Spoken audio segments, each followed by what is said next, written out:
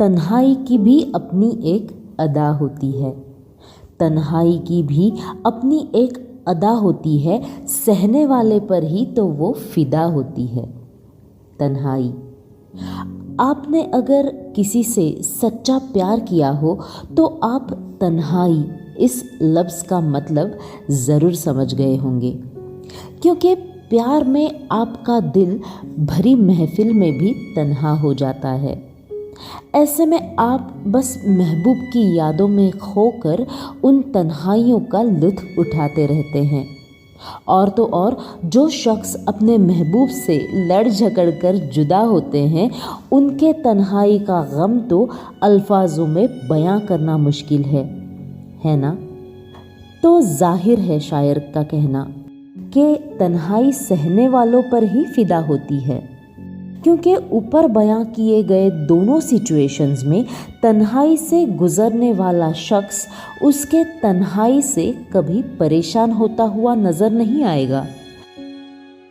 वो तो बस तन्हाई में भी अपने दिलबर की याद में गुम रहना ही पसंद करेगा। हेलो दोस्तों, मैं कल्याणी आपका फिर एक बार तहे दिल से स्वागत करती हूँ आपके और हमारे पसंदीदा शो शायरीसुकून.com में। तो कैसे हो आप? आशा करती हूँ आप हमारी बेहतरीन शायरियों का लुत्फ़ उठा रहे होंगे। आज की हमारी तन्हाई से जुड़ी पहली शायरी तो आपको ज़रूर पसंद आई होगी। चलिए अब बढ़ते हैं आज की दूसरी शायरी की ओर। अर्ज़ किया है, साथ जिसके एक दिन ज़माना होता है, साथ जिसके एक दिन ज़माना होता है, शुरुआत में अक्सर वो तन्हा ही रोता है। मुकद्दर की बात है दोस्तों। अब देखो ना, गर्दिश में कोई एक चमकता तारा भी दिखना मुश्किल हो जाता है, लेकिन जैसे ही बादल हट जाते हैं पूरा का पूरा आसमान सितारों से जगमगा उठता है। ठीक वैसे ही गमों के बादलों से घिरा तन्हाई में सिमटा हुआ शख्स एक ना एक दिन उन गहरे बादलों को हटाकर ज़माने को अपने रंग में रंग ही देता है, अपने साथ कर लेता है। आपका इस बारे में क्या ख्याल है दोस्तों? खैर, चलिए अब बढ़ते हैं आज की तीसरी और आखिरी शायरी की ओर। तो ज़रा गौर फरमाइएगा।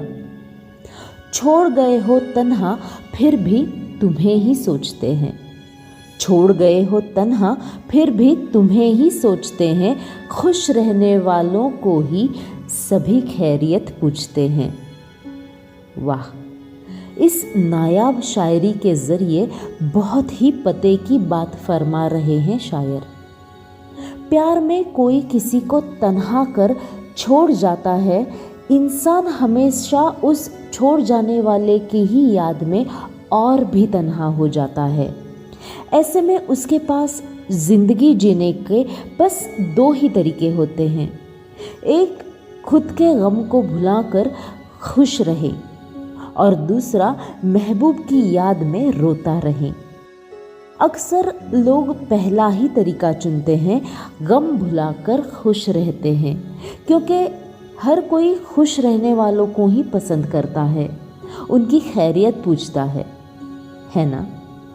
तो दोस्तों, कैसी लगी आपको हमारी ये पेशकश? आशा है आपने इसे बहुत पसंद किया होगा।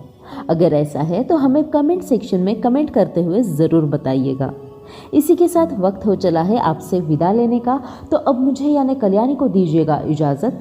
कल फिर आपसे मुलाकात होगी ऐसे ही बेहतरीन शायरियों के साथ। तब तक आप रखें अपना बहुत अच्छे से ख्याल, क्योंकि हम करते हैं आपसे बेइंतहा प्यार।